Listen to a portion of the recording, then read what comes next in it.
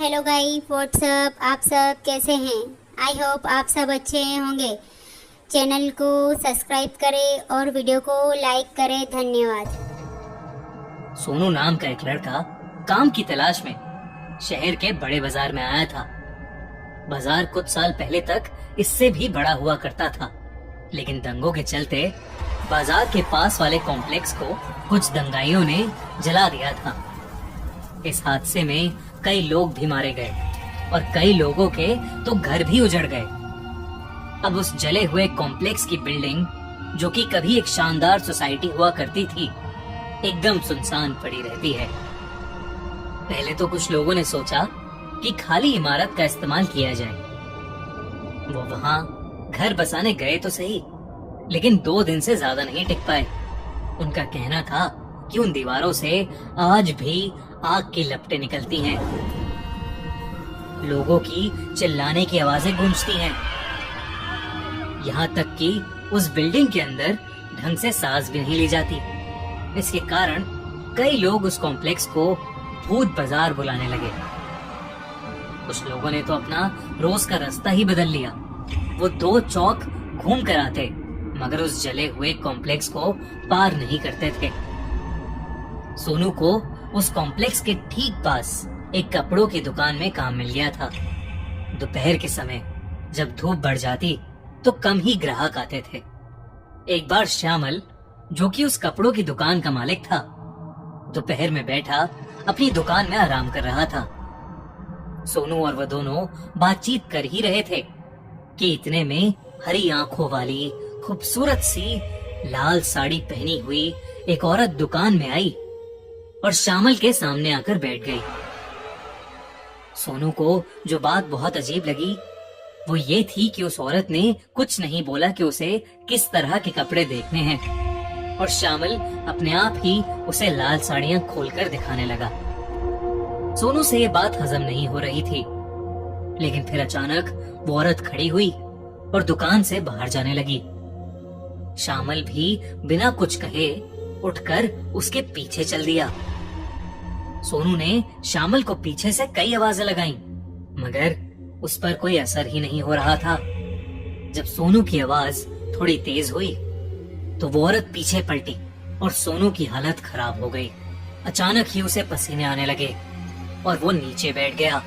उसने उस औरत की आंखों का रंग बदलते हुए देखा था। उस औरत की हरी आंखें अचानक से नीली हो गई थीं। ये देखकर सोनू सहम गया और दुकान के अंदर ही सुन्न सा खड़ा हो गया। सोनू दुकान को अकेला नहीं छोड़ सकता था, इसलिए वो बाहर उठकर नहीं गया। थोड़ी ही देर में कई सारे लोग दुकान से आगे भागते हुए नजर आए। एक दुकानदार भागते हुए आया और उसने सोनू को बताया कि कॉम्प्लेक्स के सामने श्यामल बेहोश पड़ा मिला है।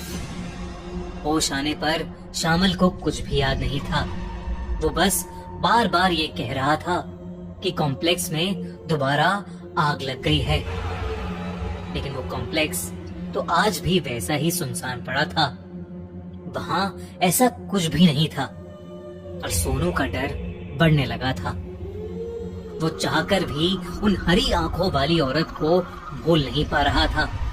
अगले दिन दोपहर के वक्त सोनू ने दुकान के सामने से फिर उसी औरत को जाते हुए देखा।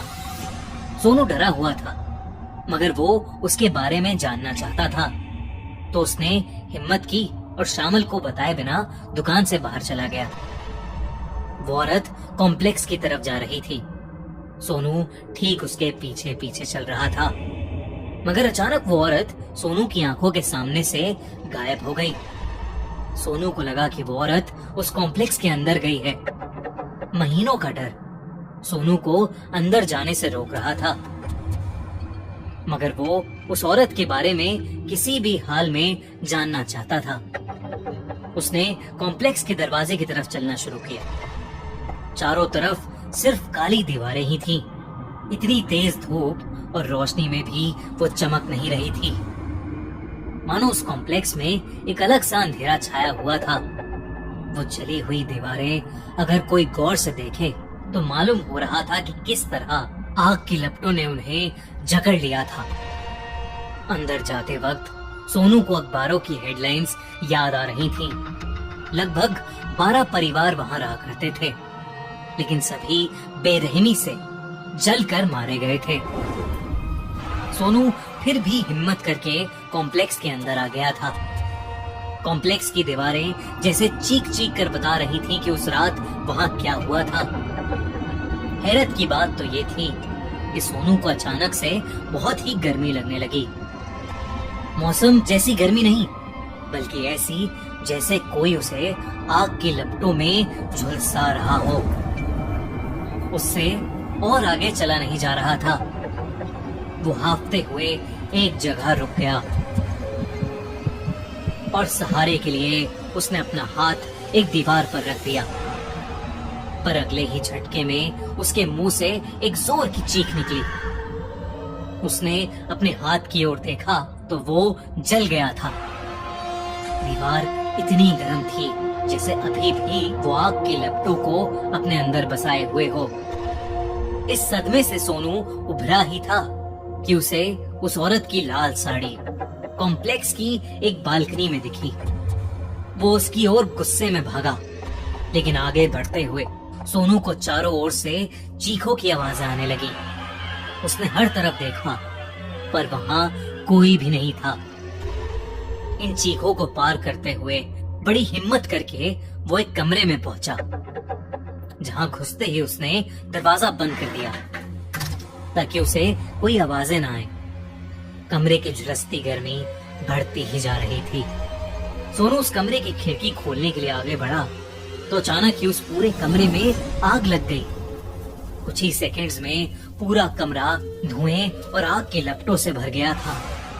वो चीखों की आवाज अब सोनू की थी, जो अधमरी सी हालत में दरवाजे की ओर रेंग कर बढ़ रहा था। आग के धुएं की वजह से उसकी सांसें और कम होती जा रही थी। इतने में वो दरवाजा खुला, लेकिन वो हरी आंखों वाली औरत अपनी लाल साड़ी पहने उसके सामने आकर खड़ी हो गई। सोनू ने मदद की गुहार मांगी, मगर उसकी आंखों में भी वही ज्वाला दिख रही थी, मानो वो सोनू से किसी चीज का बदला ले रही हो। आग की लपटों के बीच में सोनू चक्कर खा के गिर पड़ा। जब उसे होश आया तो वो कॉम्प्लेक्स के बीच जो मैदान था वहां पर गिरा पड़ा था। हड़बड़ाते हुए उसने कॉम्प्लेक्स को देखा। अब वो दीवारें एकदम शांत थी। आग का कोई नामो निशान नहीं था। सोनू फौरन उठा और वहां से भाग निकला। उसने बाहर आते ही लोगों को अपने साथ हुए हादसे के बारे में बताया, तो किसी ने भी उसकी बात पर यकीन नहीं किया, क्योंकि किसी ने भी उस हरी आंखों वाली औरत को नहीं देखा था। यहाँ तक कि दुकान के सीसीटीवी कैमरास तक चेक करे गए, पर वो औरत उसमें भी कहीं नहीं मिली। फिर एक रोज एक बूढ़े आदमी ने सोनू को बताया कि एक हरी आंखों वाली औरत उसी कॉम्प्लेक्स में रहती थी और शामल की दुकान की जगह उसी की दुकान हुआ करती थी, लेकिन वो उस कॉम्प्लेक्स में लगी आग में जलकर राख हो गई। सोनू ये सुनकर दहल गया था। वो तुरंत उस शहर को छोड़कर वापस अपने गांव चला गया। उसे फिर कभी वो औरत दिखाई नहीं दी, पर उस औरत की हरी आंखें और उस कॉम्प्लेक्स की जलती दीवारों का डर शायद ही वो कभी अपने दिमाग से निकाल पाएगा।